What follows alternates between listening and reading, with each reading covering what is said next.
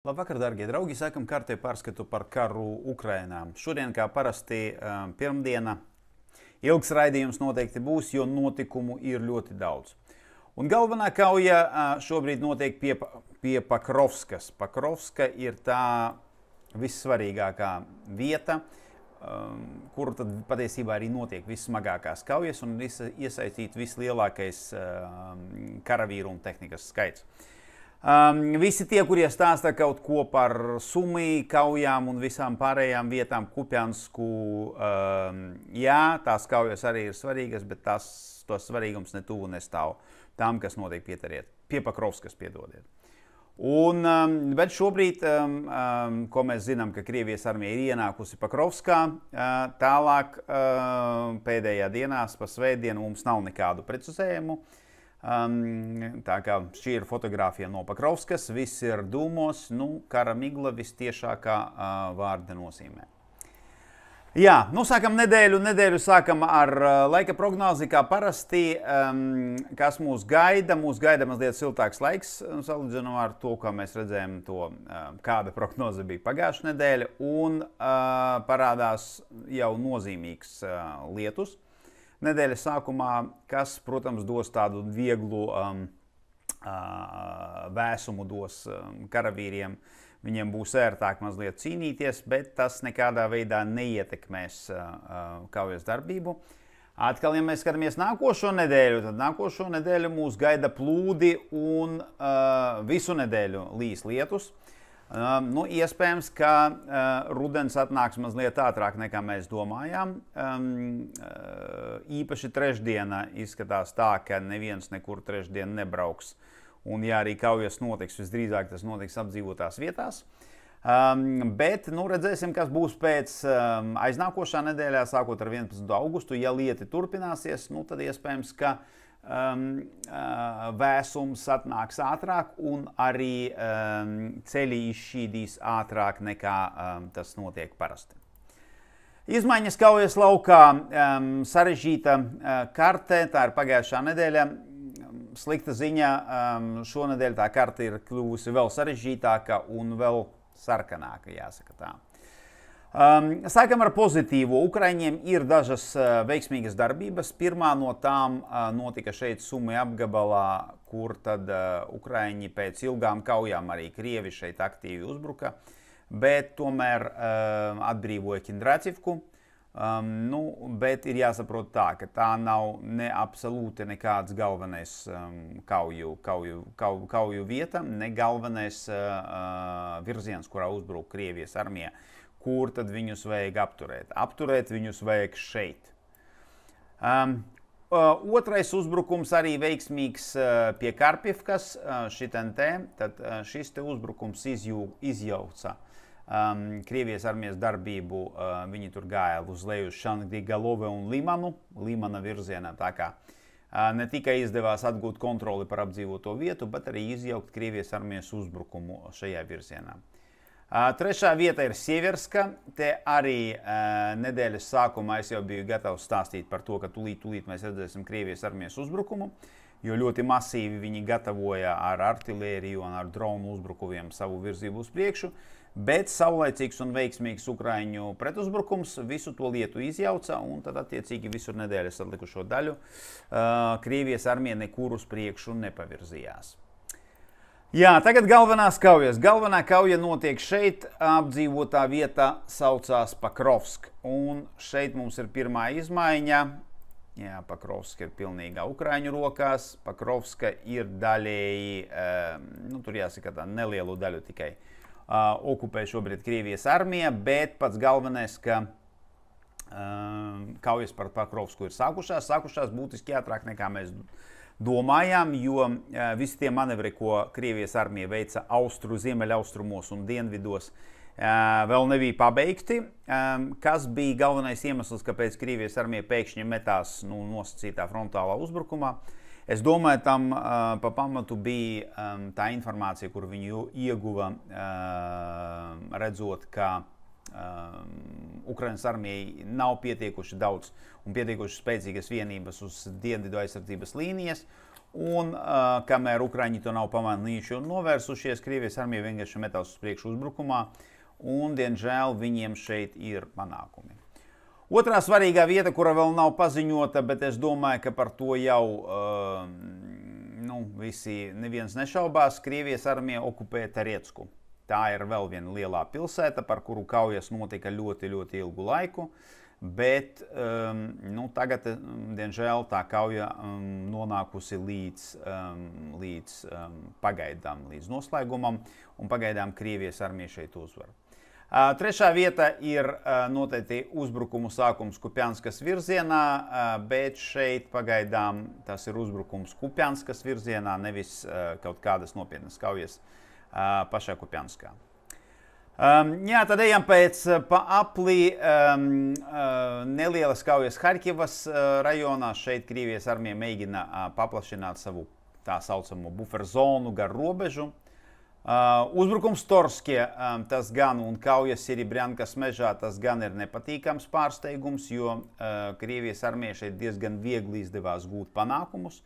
Cerēsim, ka ar to visa tā kauja arī beigsies un viņiem neizdosies izlausties tālāk, jo pretējā gadījumā tad Limana apdraudējums mums ies nevis no ziemeļiem, kur tad bija Ritka Dubs Karpivka, bet gan no austrumiem caur Torskie. Pozitīva tādā ziņā, ka it kā uzbruk šeit Krievijas armija Časivjar, bet nekur viņi uz priekšu netiek, tā kā šeit tādas veiksmīgas aizsardzības operācijas no Ukrainas armijas puses, kā vismaz Časivjarā mums nav negatīvu ziņu. Jā, tagad par, jūs redzat, sarkano apļu daudz, ieņemto apdzīvoto vietu daudz, sākšu tad laikam pēc svarīguma, visu pēc kārtas. Pakrovsku atstāsim uz beigām. Teriecka. Pie Terieckas mēs redzam, ka ir ieņemta arī Bielagora un notiek kaujas par Aleksandra Šulcine. Tātad šeit, tāda arī neveiksmīga aizsardzības kauja šajā te virzienā. Ejam uz leju centrā, Poltavka, Rusinjar. Krievijas armija netika uz priekšu, bet viņiem ir neieņēma šīs apdzīvotās vietas, bet viņiem ir tur virzība uz priekšu. Pa vidu jaunais virziens, visi šitie 4 nosaukumi, Novotorietskie, Fjodorovka, Boikivka, Zatišok. Jā, šeit ir problēma Ukrainas armija, šeit mums bija tāds ļoti spēcīgs Krievijas armijas izrāviens uz priekšu. Diemžēl neko mēs te izdarīt nevaram. Ukrainas armija mēģina lāpīt caurumus ar rezervēm, bet notika tas, kas notika. Centrā blakus Pakrovskam mums ir Mirnahrad. Pie Mirnahrada, diemžēl, krita Novoekonomična un Mikolaivka, tā kā šeit arī Krievijas armija ir uzbrukums. Un tātad dienvidos pie Pakrovskas mēs redzam Pakrovsku jāzīmē kopā ar Novoukrainku, Činušinu, Novopavlivku. Šis sektors, šeit arī mēs redzam uz virzību uz priekšu.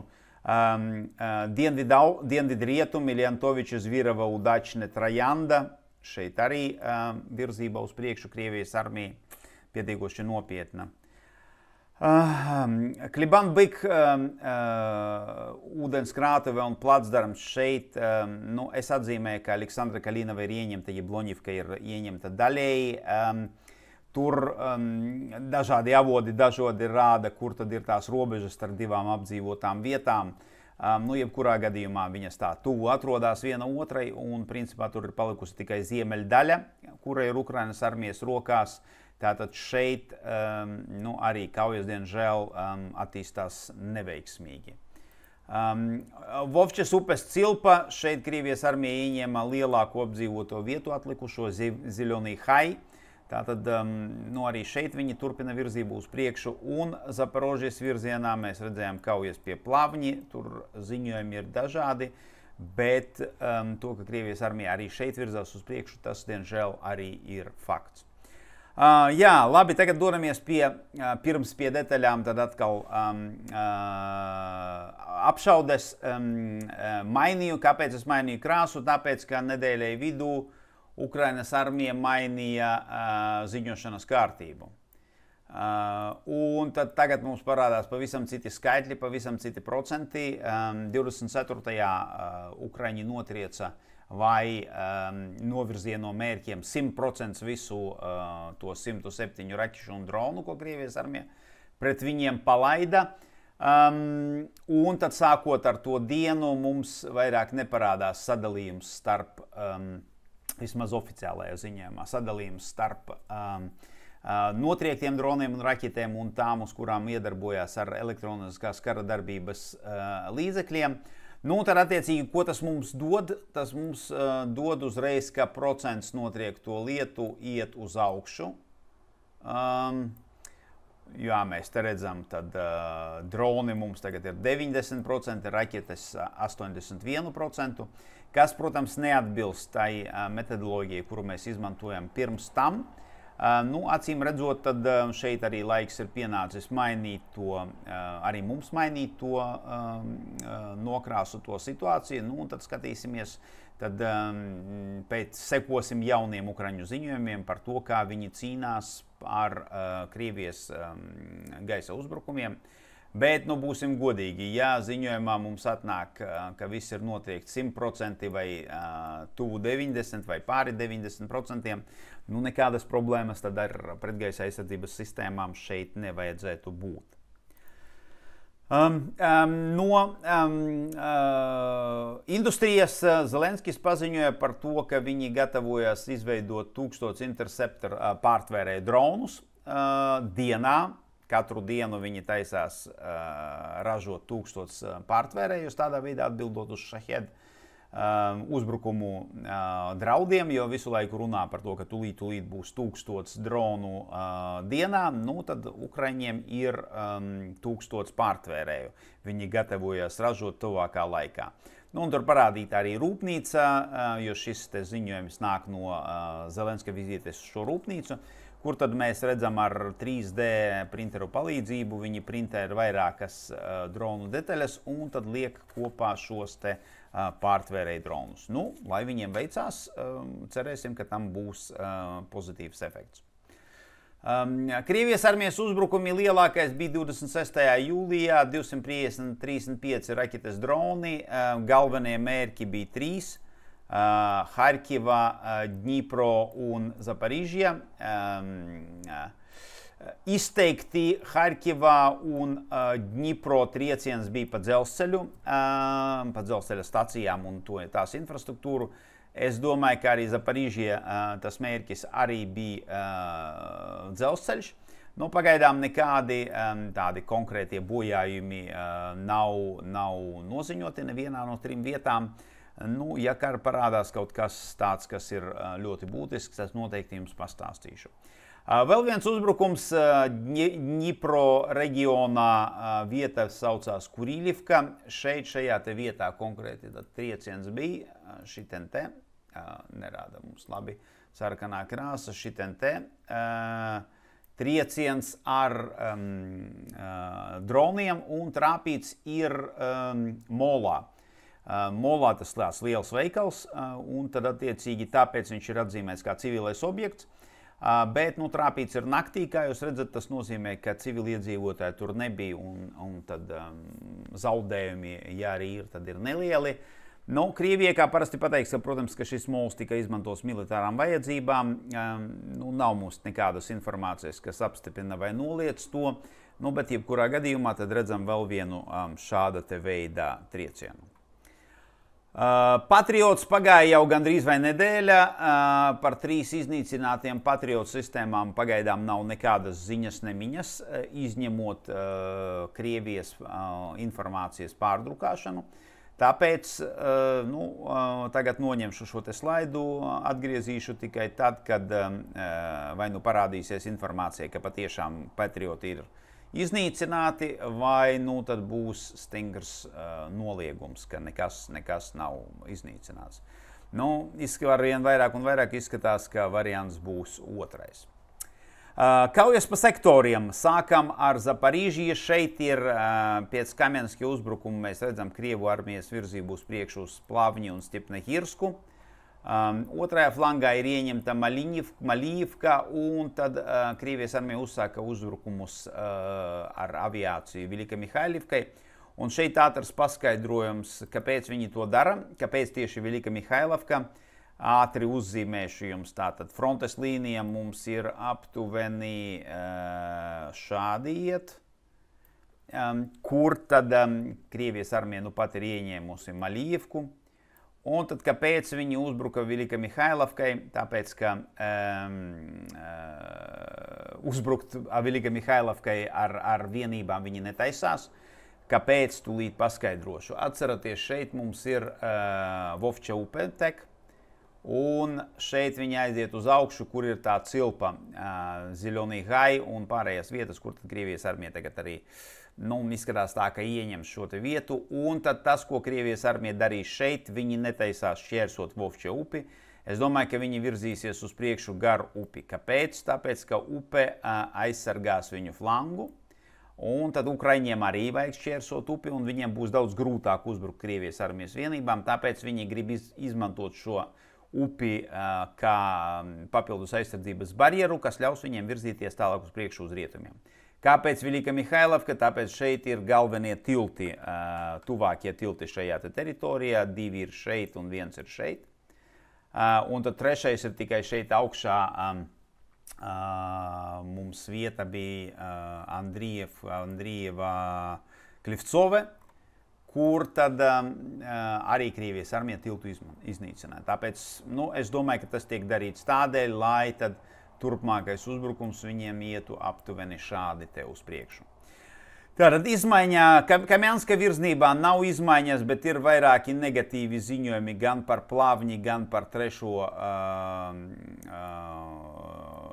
rajonu, mikrorajonu, kā viņu tur sauc. Tātad kaujas sākās, kā arī parādījās nosaukums Stepnahirsk ziņojumos. Tehniski šis ir Stepnahirska daļa. Bet pagaidām neko noteikti te pateikt nevar, izņemot to, ka gan Plavņi, gan šajā trešajā mikrorajonā kaujas turpinās. Maļīvka jau pastāstīju, tātad ir ieņemta, ir ļoti daudz atkal fotogrāfiju ar karogiem, kas tad apstiprina to, ka Maļīvka patiešām ir zaudēta.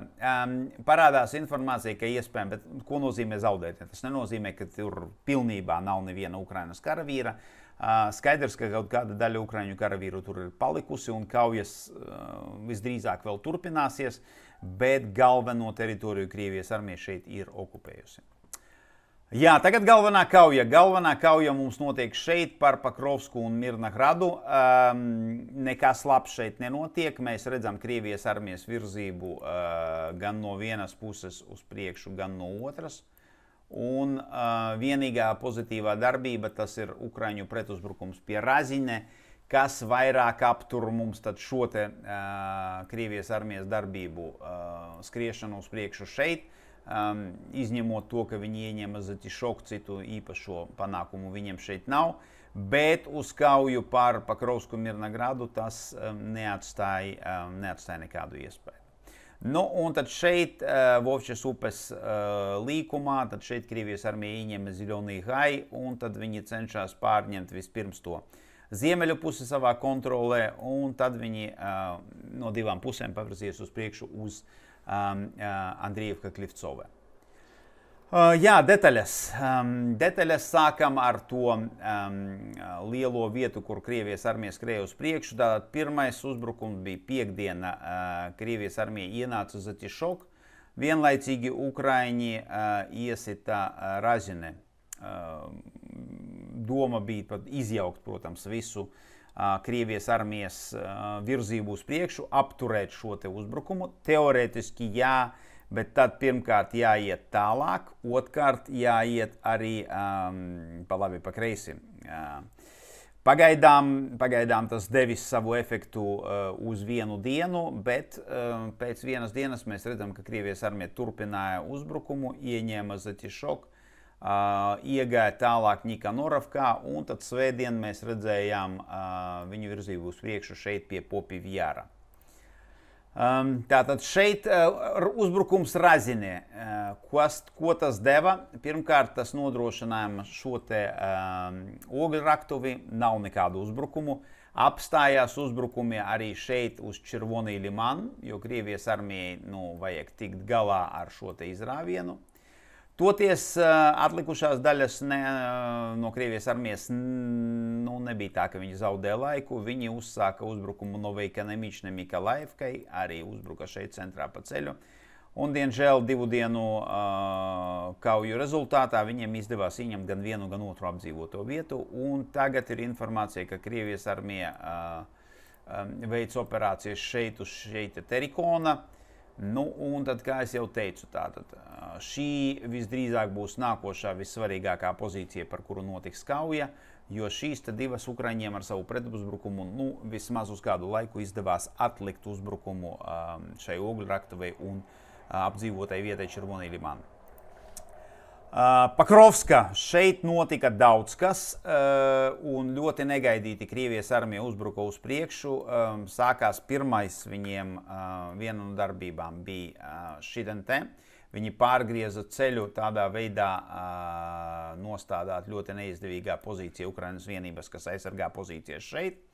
Un tad viņi apējot Liantoviči iegāja iekšā Trajandā, un otrs virziens viņiem bija ienākšana šitien te dienvidu Pakrovskā, un viņu mērķis, protams, šeit ir šis te daudzstāvu māju rajons. Un automātiski kritā arī visa šī teritorija šeit. Paralēli ar to mēs redzējām uzbrukumu Novoukrajinkai, kuru viņi vienā dienā ieņēma, un tad turpināja uzbrukumu Čunišinē. Vienlaicīgi ar to bija ziņojums par to, ka Krievijas armijas vairākas vienības atrodas iekšā Pakrovskā, diversijas grupas.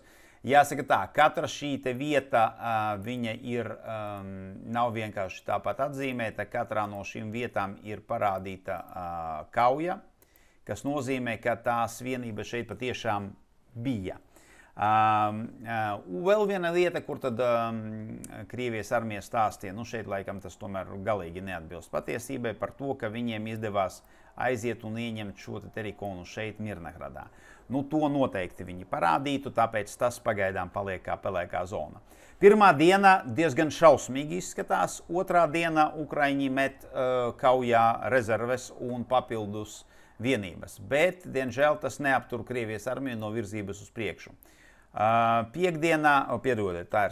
Sestdienā Krievijas armija ieņem Liandoviči un aiziet līdz, jau tagad apstiprināti, aiziet līdz daudzstāvu māju kvartālam. Kā arī turpina savu uzbrukumu no Novoukrajinkas, ieņem Čunišinē un ienāk Novopavlivkai. Tātad Novopavlivkā šī vieta ziemeļi nav apstiprināts, ka viņiem izdevās ieņemt, tāpēc pagaidām tā karte zīmējas šādi. Par Pokrovskas centru Ukrainas armija saka, ka viņi noķēra visas diversijas grupas un visas no tām ir iznīcinātas. Nezinu, cik tas daudz ir patiesība, bet to, ka Ukraiņi ir veikuši atbildes gājienus, tas ir acīm redzami skaidrs. To paši viņi noziņoja arī par šo Terikonu un iespējamo Krievijas armijas izlaušanos līdz šim te kalnam. Tālāk mēs redzam, ka abas divas puses, gan Krievijas puse, gan Ukrainas puse sāk pumpēt iekšā rezerves, jaunus resursus. Un tāpēc trešā diena mums izskatās šādi. Pirmais ir lielais melnais caurums virs šī te daudzstāvu māju rajona. Tas, ko mēs šeit redzam šādas te mājas pēc Krievijas aviācijas un dronu uzbrukumiem. Tātad kauja šeit notiek, bet cik daudz Krievijas armija izdevās pavirzīties uz priekšu, izdevās vai viņiem vispār pavirzīties uz priekšu, to mēs šobrīd nezinām. Otrā lielā pelēkā zona mums ir Pakrovskas centrā, jo tā izskatās Pakrovskas centrs, bet tas dūmo tādēļ, ka tur ir kaujas, vai tikai tādēļ, ka vai drons ir kaut kur ietriecies, vai aviācija nometa kabus, to mēs nezinām. Tāpēc šeit, un tas ir tā ir normālā situācija, pāris dienas mums būs vai nu ļoti pretrunīga informācija par to, kas notiek šeit, vai vispār nebūs nekādas informācijas. Tāpēc pagaidīsim un redzēsim, kā tad šī situācija attīstīsies, bet pagaidām redzam, ka tas nav īpaši, īpaši pozitīvi. Udačne nav ziņu, tas nozīmē, ka Ukraiņi tur savas pozīcijas šobrīd. Ejam uz leju Ziļonī Hai, kā es jau teicu, tātad par Ziļonī Hai ir ziņojumi, vairākas ļoti viegli geolocējumās vietas Ziļonā Hai ir atklātas. Tātad sestdien Krievijas armija izdevās to ieņemt, un tad svētdien viņi arī pavirzies uz priekšu šeit ziemeļu daļā no Novahatske. Un pēc Ziļonī Hai ieņemšanas un konsolidācijas mēs redzam, ka Krievijas armija uzsāka uzbrukumu Andrievka Klivcovai. Tātad viņu mērķis ir šis te tilts vai tas, kas no tā ir palicis, un principā viņi plāno ieņemt visu šito te Vovčas upes cilpu. Tā, kur mēs kaut kur pārlecām, jā, kur mums ir. Kastaņķinovka šeit gan kaujas nav tik intensīvas, galvenais fokus ir šeit, atlikušā daļa no Kliban-Bik placdarma. Tas, ko mēs redzam pamatā, Krievijas armija uzbruk, viņiem ir iniciatīva. Tātad pirmā darbība, ko Krievijas armija veica, ir masīvas dronu apšaudes Kliban-Bik un Kaķerinovkā apdzīvotajās vietās.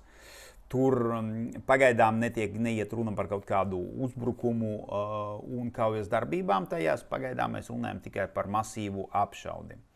Otra ziņa ir tas, kas bija gaidāms. Pēc Bielahoras ieņemšanas kaujas notiek Aleksandra Šulcine. Šeit ziņu par izmaiņām nav. Un trešā ziņa, kas ir atnākusi, arī principā viņa ir loģiska, bet jautājums ir, cik daudz mēs tai ticam. Pagaidām atgādinu, tā ir pelēkā zona. Ir informācija, ka Krievijas armija centās pārraut šo te apgādes rajonu, apgādes virzienu, kur tad tie divi ceļi, ko Ukraiņi izmanto, un tad pilnībā aplenkt Ukrainas armijas spēkus, kurie atrodas uz dienvidiem no Kliban-Bik ūdenskrātuves. Pagaidām necelsim paniku, ka tas patiešām tā ir. Nav nekāda apstiprinājuma par to. Ir tikai atsevišķie ziņojumi, bet mēs zinām, ka tādu darbību Krievijas armija mēģinās šeit veikt. Un mēs arī zinām, ka Ukrainas armija dažreiz patīk palikt pozīcijās ilgāk nekā tas ir nepieciešams. Tāpēc šī ir tā viena ļoti, ļoti svarīga vieta, kur tad mums jāskatās, kā situācija attīstīsies, jo, ja Krieviem tas izdodas, tad tas ļoti bēdīgi beigsies visām Ukrainas vienībām, kas aizsargā šīs te pozīcijas. Sieverskas virziens, šeit mēs redzam Krievijas armijas darbība pie Siribrjankas divos virzienos un par kaujām Siribrjankas mežā tad nākošajos slaidos. Pie Siribrjankas tad mēs redzam, ka Krievijas armija te virzās uz priekšu. Šī nav pati Siribrjanka, tas ir pieguļušais rajons. Un šeit Krievijas armija mēģināja virzīties pa ceļu. Viņu mērķis ir atgūt kontroli par šo te pozīciju, kuru viņi bija ieņēmuši, un Ukraiņi viņus izsita atpakaļ. Un tad šeit mēs redzam nelielu Krievijas armijas virzību uz priekšu. Jā, šī ir tas Siribrjankas mežs. Šeit gan pagalam viss neveiksmīgi izskatās. Un vispār Limana virzienā Krievijas armija divas nozīmīgas darbības. Viena ir uzbrukums pie Torske, otrs ir Siribrjankas mežs. Kur tad tas notika? Atceraties, šie ir tie iepriekšējo dienu apzīmētie Krievijas armijas virzības uz priekšu rajoni, un tad tagad mums brīvdienās ir vēl tālāk, un tagad Krievijas armija ir ienākusi Torske dienvidos. Atceraties, agrāk viņi visu laiku mēģināja uzbrukt no ziemeļiem, nevēlna nekas viņiem nesanāca, tagad viņi mainīja savu taktiku, iebruka centrā un vienlaicīgi iebruka arī dienvidos. Un tagad vismaz šeit mums rāda, ka tā ir tā frontes līnija, ka viņi atrodas tagad šeit. Mēs redzam, ka tā situācija Torski gan ir pagalam neveiksmīga. Kā parasti jau, ja tāds izrāviens ir, jūs vienmēr viņu varat pārcirst, jebkura vieta der. bet pagaidām mēs aktīvās darbības no Ukrainas armijas šajā virzienā neredzam. Otra kauja ir Siribļankas mežā. Te mēs redzam, ka Krievijas armija aizgāja diezgan tālu, negaidīti tālu, bet jāsaka tā, ka gan šī vieta ir geolocēti.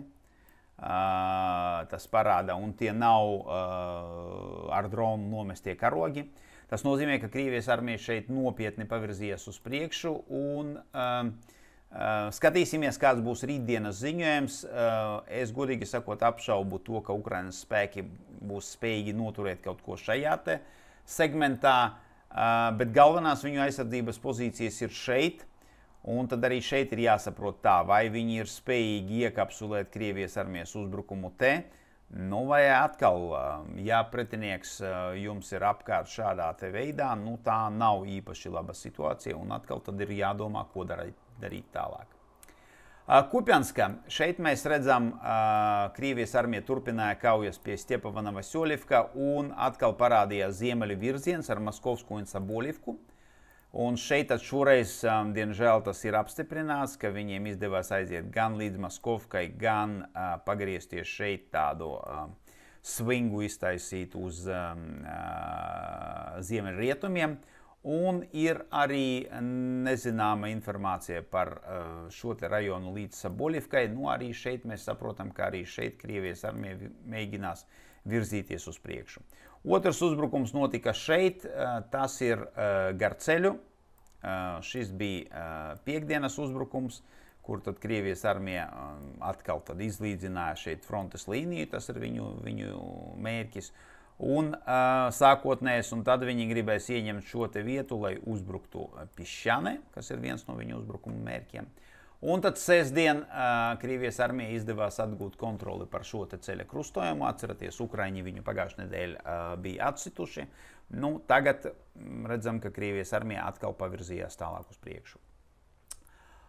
Pie Vovčanskas Krievija armija ir uzbrukums šitien te pie Zibine. Ja mēs paskatāmies to lielo karti, Zibine ir šeit, un tas iedarās tajā lielajā idejā, ka Krievijas armija grib izveidot buferu zonu šeit. Tā kā, tādā ziņā tas ir absolūti loģisks uzbrukums, un uzbrukums notika te. Atceraties, es jums jau kādu laiku atpakaļ iezīmēju šo mežu. Krievijas armija izdevās ienākt, bet tālāk viņi pavirzīties uz priekšu nevarēja. Un tagad ir informācija, ka viņi ieguva vēl nelielu daļu no meža savā kontrolē. Jā, un noslēgumā Sumi ir kaujas par Kindrativku. Pagājušā nedēļa beidzās par labu Ukrainai. Viņiem izdevās atgūt kontroli par Kindrativku. Atsvieda Krievijas armiju atpakaļ, un tiešā uzreiz ātrā pretuzbrukuma mēs neredzējām, kas nozīmē, ka Krievijas armija daļēji ir samierinājusies ar to, ka viņus ir atsvieduši atpakaļ. Viņiem vajadzīgas svaigas vienības, lai viņi varētu turpināt savu darbību, turpināt uzbrukumu tālāk. Ukraiņiem, lai pilnībā atgrieztu kontroli par tā saucamo pirmo aizsardzības līniju savās rokās, ir jāieņem Oleksievka, un būtu ļoti labi arī ieņemt abas divas Kastantinivkas. Tad tās pozīcijas būtu būtiski labākas, jo Kindrativkā mēs zinām, cik viegli Krievijas armija izdevās ienākt atpakaļ Kindrativkā, tāpēc labi iztaisīt arī tādu nosacīto buferu zonu arī Ukraiņiem. Jā, piedodiet, kā parasti pirmdiena šausmīgi garš raidījums, bet šoreiz pie patiešām notikumu ir ļoti daudz. Galvenie notikumi mums notiek pie Pakrovskas. Un tad skatāmies, tad arī rītdien un parītdien visdrīzāk galvenā uzmanība būs pievērsta šai te pilsētai, jo tai ir ļoti būtiska nozīme, un cerēsim, ka Ukraiņiem izdosies noturēt savas pozīcijas. Paldies par jūsu uzmanību un līdz rītam!